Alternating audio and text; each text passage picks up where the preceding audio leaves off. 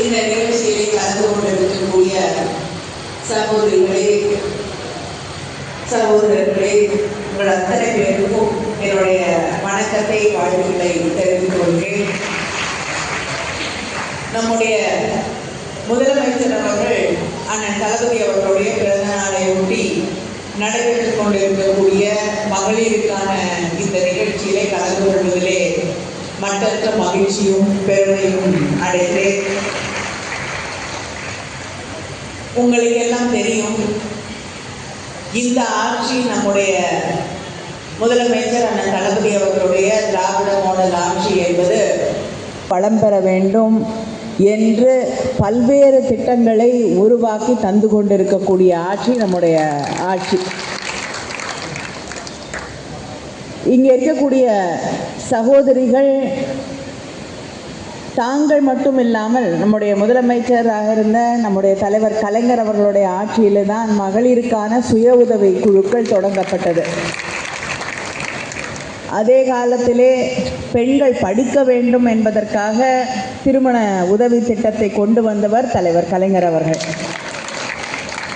10வது வரை படித்தால் திருமண உதவி திட்டம், இது மகளிர் படிக்க வேண்டும் என்பதற்கான திட்டமாக கொண்டு வரப்பட்ட திட்டம். அதே போல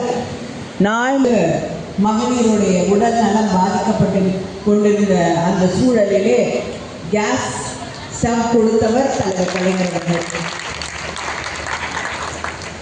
அதுவும் அதிகாரிகள் ஒரு கேஸ் ஸ்டவ் கொடுத்தா போதும், எதுக்கு 2 அப்படின்னு சொன்ன பொழுது தலைவர் கலைஞர் அவர்கள் பரவாயில்லை, செலவானால் பரவாயில்லை, சாதம் வச்சுட்டு சீக்கிரம் அந்த பெண் சமையல் அறையை விட்டு வெளியே வர வேண்டும் என்று 2 பர்னர் அடங்கிய கேஸ் ஸ்டவ் கொடுத்த தலைவர் கலைஞர் அவர்கள். இப்படி பெண்கள் முதல் தலைமுறையை சார்ந்த முதல் பட்டதாரி பெண்களாக இருக்கட்டும், அவர்களில் தொடங்கி அவர்களுக்கு தரக்கூடிய அந்த உதவித்தொகையில் ஆரம்பித்து பல்வேறு திட்டங்களை பெண்களுக்காக, பெண்கள் முன்னேற்றத்திற்காக உருவாக்கி தந்த தலைவர் நம்முடைய தலைவர் கலைஞர் அவர்கள். அவருடைய வழியிலே இன்று நம்முடைய முதலமைச்சர் அண்ணன் தளபதி அவர்கள் மகளிருக்கான 1000 ரூபாய், அதை உரிமை தொகை, காலை முதல் இரவு வரை தன்னுடைய குடும்பத்திற்காக பாடுபடக்கூடிய பெண்ணுக்கான ஒரு அங்கீகாரமாக, அந்த பெண்ணுடைய உழைப்பை போற்றக்கூடிய வகையிலே மாதம் 1000 ரூபாய் வழங்குவேன் என்று சொல்லி இன்று லட்சக்கணக்கான கோடிக்கணக்கான சகோதரிகள் தமிழ்நாடு முழுவதும் அந்த திட்டத்தின் வழியாக பயனடைந்து கொண்டிருக்கிறார்கள். அதே போல கல்லூரிக்கு போகக்கூடிய நம் வீட்டு பெண்கள், அவர்களுடைய கல்வி எந்த விதத்திலும் தடைப்பட்டு விடக்கூடாது, உயர்கல்வி தடைப்பட்டு விடக்கூடாது என்ற காரணத்திற்காக அவர்களுக்கு மாதம் 1000 ரூபாய் புதுமை பெண் என்ற அந்த திட்டத்தின் வழியாக வழங்குவேன் என்று 1000 ரூபாய் வழங்கி இன்று பல பேர் சமீபத்திலே அந்த திட்டத்தை முதலிலே அரசு பள்ளியிலே படித்த பெண்களுக்கு என்று இருந்த அந்த திட்டத்தை அரசு உதவி பெறக்கூடிய பள்ளிகளிலே படிக்கக்கூடிய பெண்களுக்கும் என்று நீட்டித்து அதை தூத்துக்குடி மாவட்டத்திலே வந்து அந்த நிகழ்ச்சியை தொடங்கி வைத்தார் நம்முடைய முதலமைச்சர் அவர்கள். அந்த மேடையிலேயே ஒரு சகோதரி பேசும்பொழுது குறிப்பிட்டு சொன்னார்கள், எனக்கு 12ஆம் வகுப்பு படித்து முடிந்தவுடன் திருமணமாகிவிட்டது. திருமணமாகி சில மாதங்களுக்குள் எனக்கு குழந்தையும் பிறந்தது. அதனால் என்னால் கல்லூரி படிப்பை தொடர முடியவில்லை. அதற்கு பிறகு தொடர முடியுமா என்ற ஒரு மிகப்பெரிய கேள்விக்குறி இருந்தது. ஆனால் இந்த 1000 ரூபாய் திட்டம், அது மட்டும் இல்லாமல் இலவச பஸ் பயணம் என்ற அந்த விடியல் பயணத்தை நீங்கள் அறிவித்த பிறகு என்னால் மறுபடியும் கல்லூரிக்கு சென்று நர்சிங் வகுப்புகளுக்கு சென்று இன்னும் சில மாதங்களிலே நான் அந்த படிப்பை முடித்துவிட்டு பணியாற்ற தொடங்குவேன். எனக்கு அந்த நம்பிக்கையை, என்னுடைய கனவை நிறைவேற்றி தந்ததற்கு நன்றி என்று அந்த மேடையிலே நம்முடைய முதலமைச்சர் அவர்களுக்கு அறிவித்தார்கள். இப்படி பல்வேறு திட்டங்களை பெண்களுக்காக தொடர்ந்து செய்து கொண்டிருக்கக்கூடிய நம்முடைய முதலமைச்சர் அவர்கள் இதற்கு முன்னால் எல்லாம் மகளிர் உரிமை துறை, மகளிருக்கான அந்த துறை என்பது மகளிர் உரிமை துறையாக அழைக்கப்படவில்லை. இந்த முறை அவர் ஆட்சி பொறுப்பேற்றுக் கொண்ட பிறகு அந்த துறைக்கே மகளிருடைய உரிமைகளுக்கான துறையாக அந்த துறையை அழைத்து அதற்கு நம்முடைய அமைச்சர் அவர்களை அமைச்சராகவும் நியமித்திருக்கிறார்கள். அதன் வழியாக பல்வேறு திட்டங்களை நம்முடைய மகளிர் மேம்பாட்டிற்காக தொடர்ந்து செய்து கொண்டிருக்கக்கூடிய நம்முடைய முதலமைச்சர் அதே நேரத்திலே தமிழ்நாட்டின் உரிமைகளுக்காகவும் தொடர்ந்து போராடி கொண்டிருக்கிறார், பாடுபட்டு கொண்டிருக்கிறார்.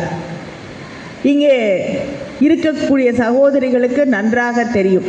தன்னுடைய பிறந்த நாள் செய்தியாக நம் முதலமைச்சர் அவர்கள் நமக்கெல்லாம் விடுத்திருக்கக்கூடிய செய்தி, தமிழ்நாட்டின் உரிமைகளை பாதுகாக்க நாம் போராட வேண்டும், ஒன்றுபட வேண்டும், ஒற்றுமையாக இணைந்து செயல்பட வேண்டும் என்பதுதான்.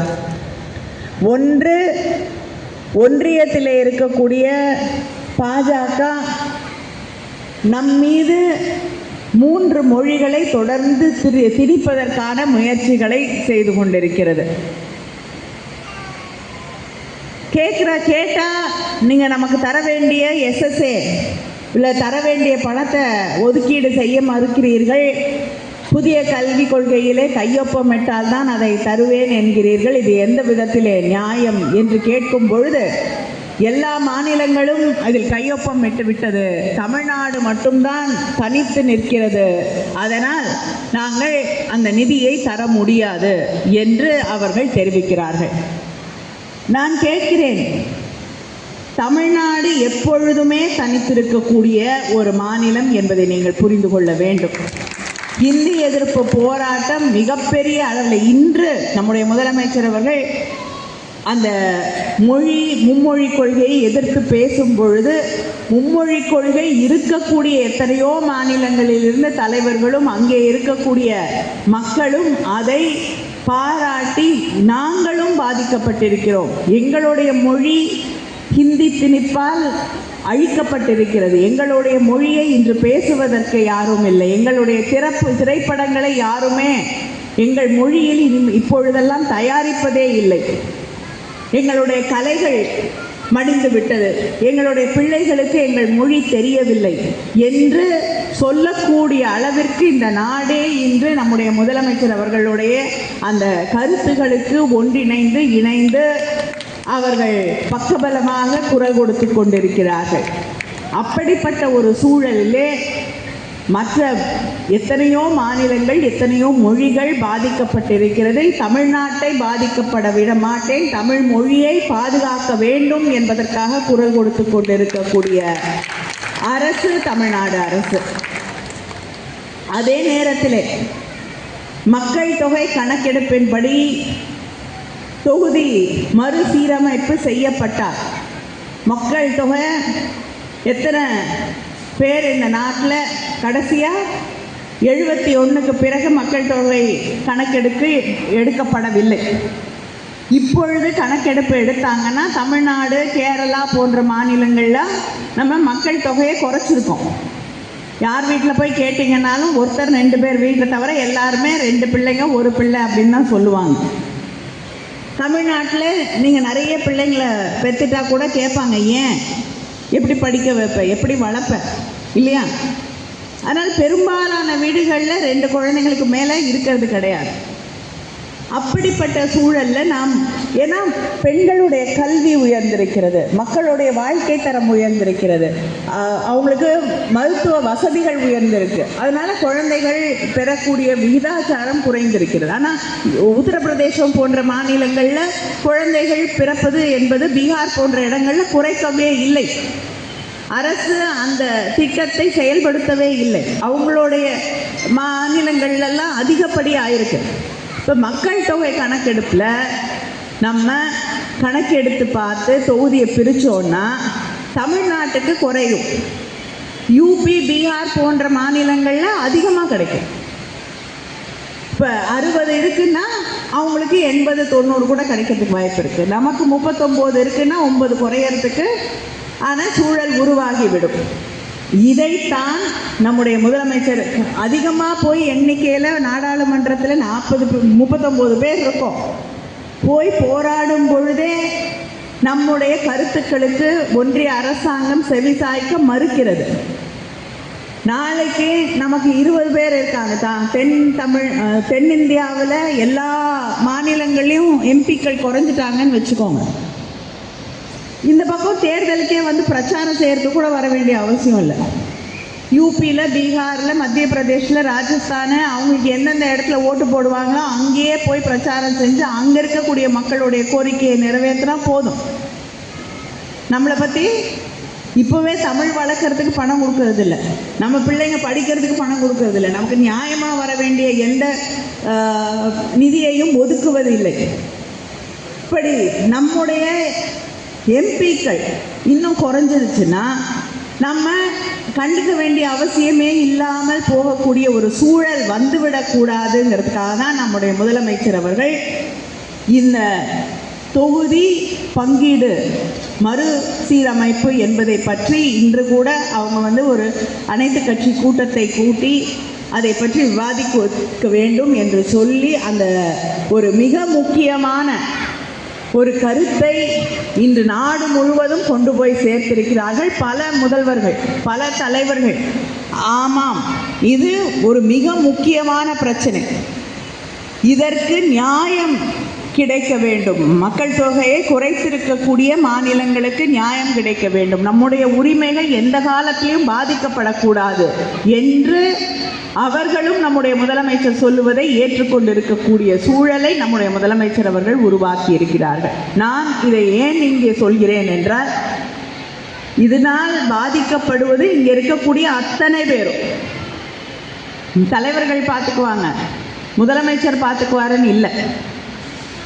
நமக்கான எம்பிக்கள் குறைந்தால் நாம் பாதிக்கப்படுவோம், நமக்கு வர வேண்டிய திட்டங்கள் பாதிக்கப்படும், நமக்கு வர வேண்டிய நியாயமான உரிமைகள் பாதிக்கப்படும், ஒவ்வொருவரும் பாதிக்கப்படுவோம். இதற்காகத்தான் நம்முடைய முதலமைச்சர் அவர்கள் தொடர்ந்து போராடி கொண்டிருக்கிறார்கள். அவருடைய பிறந்த நாளை கொண்டாடக்கூடிய இந்த நேரத்திலே நாம் மறுபடியும் மனதிலே ஒரு உறுதியை எடுத்துக்கொள்ள வேண்டும். நாம் நம்முடைய மாநில உரிமைகளுக்காக, நம் மொழியின் உரிமைகளுக்காக, நம் பிள்ளையின் எதிர்காலத்திற்காக தொடர்ந்து நம்முடைய முதலமைச்சர் அவர்களின் வழியிலே நின்று போராடுவோம் என்ற அந்த உறுதியை இங்கே இருக்கக்கூடிய ஒவ்வொரு சகோதரியும் மனதிலே எடுத்துக்கொள்ள வேண்டும். நன்றி, வணக்கம்.